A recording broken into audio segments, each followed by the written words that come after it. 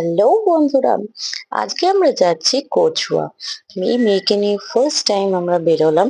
চারজনে ঝটপট বেরিয়ে গেছি। বেরিয়ে যাবার পর সকাল সকাল আমরা আগে রিক্সা করে দমদমে পৌঁছে গেলাম। দমদম থেকে কাকড়া মির্জানগরে আমরা নেমেছিলাম। নেমে টোটো ধরে সোজা চলে গেছিলাম আমরা কচুয়া ধামে।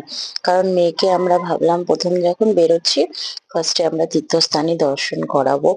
আর তীর্থস্থান দর্শন মানে আমার হাজবেন্ডের আমার সবাই লোকনাথ বাবাকে খুব মানে। তাই জন্য আমরা ফার্স্ট ডেই আগে চলে গেলাম লোকনাথ বাবার মন্দিরে। মেয়ে প্রথমে ট্রেনে উঠে বেশ ভালোই ছিল, কিন্তু তারপরে আবার এত লোকজন দেখে খুব কান্নাকাটি করছিল। কারণ অনেকটা সময় ট্রেনের মধ্যে থাকতে হতো। তো আমরা উপোস করেছিলাম, এই জন্য ট্রেনের মধ্যে যাওয়ার সময় আমরা আর কিছু খাইনি। আর ছেলে এখানে বদমাইশি শুরু করে দিচ্ছে। তো তারপরে আমরা নেমে গেলাম। নেমে যাওয়ার পর টোটো করে তো পৌঁছে যাওয়ার পরে আগে আমরা কুপনটা কেটে নিলাম। কুপন কাটার পরে আমরা প্রসাদের ডালাটা নিলাম পুজো দেওয়ার জন্য। তারপর ওখান থেকে একটা ওই ঘটি দিয়ে দিয়েছিল জল নেওয়ার জন্য। দুধ পুকুর থেকে আমরা জল তুলে লোকনাথ বাবাকে আগে দর্শন করে তার মাথায় জল ঢেলে মালা ঠালা পরিয়ে তারপর আমরা লোকনাথ বাবার মূল মন্দিরে তীর্থস্থান মানে জন্মস্থানটায় আমরা পৌঁছে গেলাম। তো তখন ভগবানকে ভোগ লাগানো হচ্ছিল, তাই জন্য দরজাটা বন্ধ ছিল।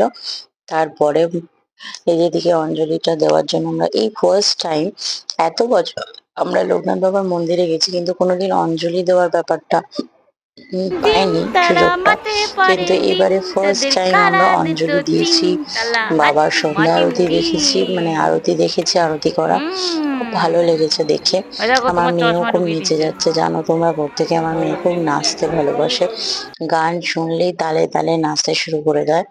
এই যে আমাদের বাবা লোকনাথ বাবা, আমরাও দর্শন করেছি বাবা লোকনাথ বাবা ব্রহ্মচারীর জন্মস্থান। তোমরাও দর্শন করো।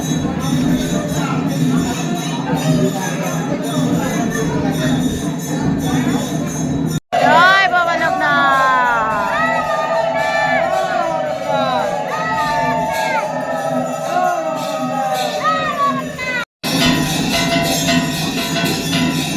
দেখো ভগবানটাকে দেখো।